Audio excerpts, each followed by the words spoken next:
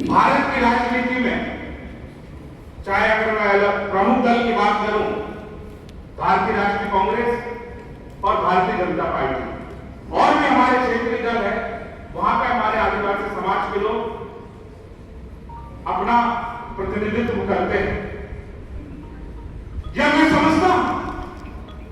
हम भले ही किसी भी राजनीतिक दल से क्यों ना हो, हम किसी भी जाति से क्यों ना हो, लेकिन जब बात हमारे समाज की अस्मिता की आती है तो हम सब लोगों को दलगत राजनीति से ऊपर उठ करके समाज के लिए बात करने की आवश्यकता है। हम लोग खुशकिस्मत हैं कि हमारे पूर्वजों ने हमारी इस पहचान को, हमारी इस विरासत को संजो कर रखा है, लेकिन बात अब हमारे युवा साथियों के साथ नई चुनौती है, क्योंकि हमारे लोग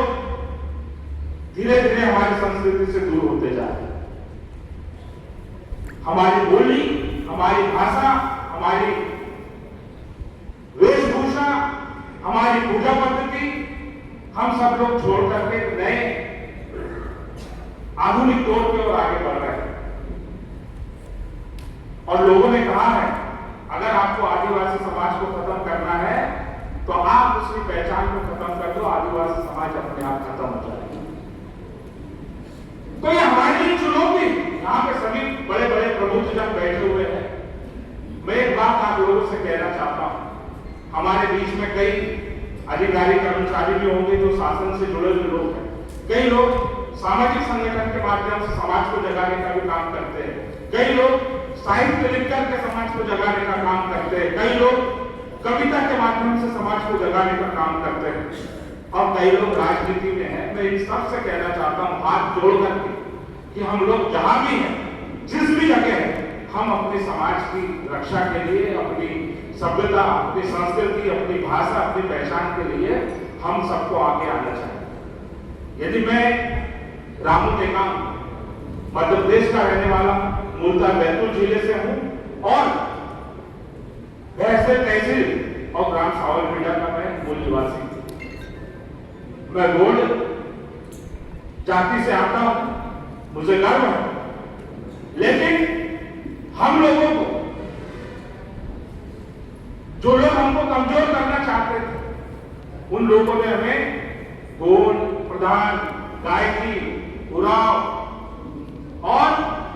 बेगा, आर्या, सहेलिया, भील करके हम सब लोगों को अलग कर दिया। हम ठीक है जहां भी है,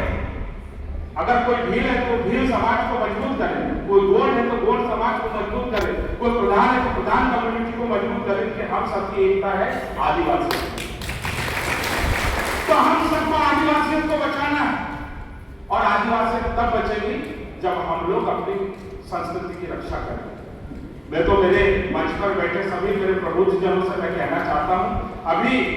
मोगे साहब 30 तारीख को हमारे आदिवासी सलाहकार परिषद की बैठक हुई मध्य प्रदेश में, जिसमें हमारे आदरणीय डॉक्टर विक्रांत भूरिया जी जो राष्ट्रीय अध्यक्ष वो थे, और हमारे आदिवासी सलाहकार परिषद के जितने विधायक थे वो भी उसमें मौजूद थे, और हमारे नेता प्रतिपक्ष उमन सिंघार जी भी थे, जहां पर हम लोगों ने निर्णय लिया कि विश्व आदिवासी दिवस को हम सब लोग हर्षोल्लास के साथ मनाएंगे, क्योंकि हमारा पर्व। और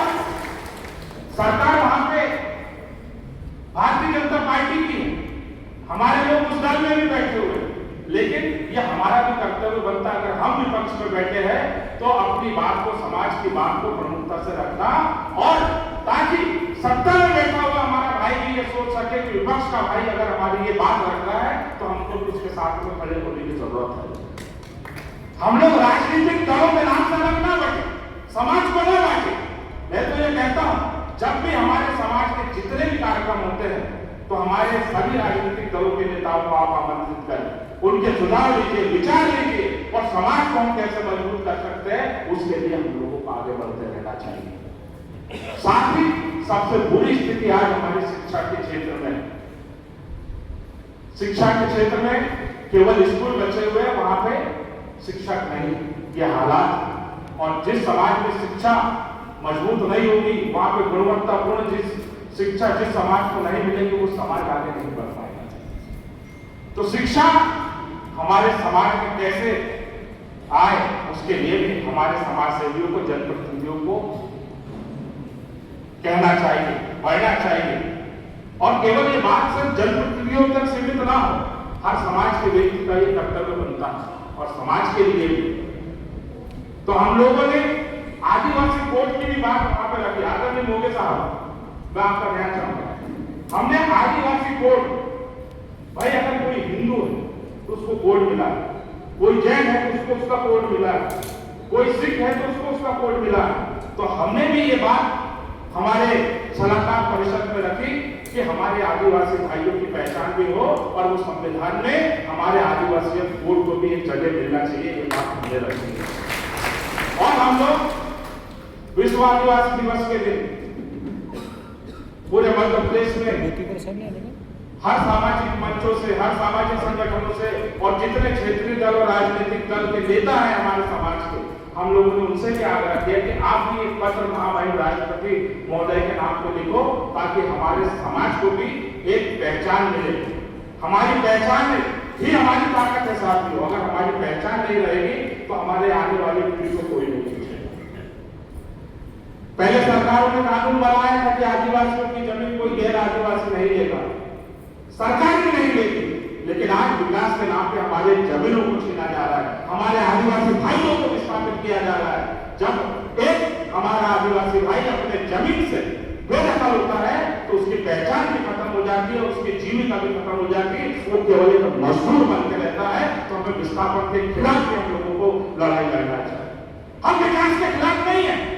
हम भी चाहते हैं विकास हो, लेकिन सिर्फ आदिवासियों का विनाश करके या आदिवासियों को खत्म करके आप अगर विकास चाहते हो तो ऐसे विकास की जरूरत हम आदिवासी समाज को नहीं है। क्योंकि आदिवासी समाज कभी किसी धर्म का विरोध नहीं किया, कभी किसी जाति का विरोध नहीं किया, कभी किसी पंथ का विरोध नहीं किया और कभी किसी मानव समाज का विरोध नहीं किया। आदिवासियों ने हमेशा जिस प्रकार प्रकृति सबको साथ में लेकर के चलती है, उस प्रकार आदिवासियों ने सबको साथ में लेकर चलने का काम किया। और बड़े बड़े वैज्ञानिक भी कह चुके हैं, अगर इस पृथ्वी को आपको बचाना है तो आदिवासी जीवन शैली को समस्त मानव जाति को अपनाना पड़ेगा, अन्यथा ये पृथ्वी भी वो दिन दूर नहीं खत्म हो जाएगी, मानव समाज खत्म हो जाएगा। आप लोगों ने मुझे बोलने का अवसर दिया, मैं आप लोगों का दिल से धन्यवाद ज्ञापित